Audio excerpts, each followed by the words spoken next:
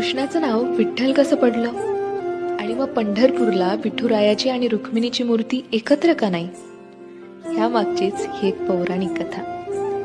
कृष्ण निजला निवांत, आठवली त्याला राधा, राधेला केले जादूने जिवंत, जणू काय झाली त्याला प्रेमबाधा. समोरून आली रुक्मिणी, कृष्णासंग राधास पाहिली, डोळे झाले लाल लाल, म्हणे मी कृष्णा सोडून चालली. कुठे गेली रुक्मिणी कुणास बाई ठाऊक, कृष्ण भटकतोय तिला शोधत, होऊन व्याकुळ भाऊक.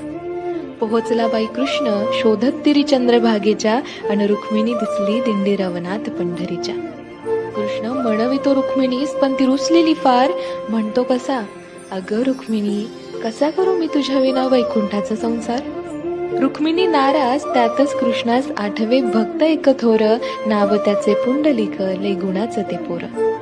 पुंडलिकाच्या घरी आली कृष्णाची गबाई स्वारी, पुंडलिक करीतो आई बापाची सेवा, ठेवून उभा विटेवर कृष्णाला दारी. वाट पाहता पाहता कृष्णाची मूर्ती राहिली, विटेमुळे विठ्ठल त्यासी प्रचती जाहली.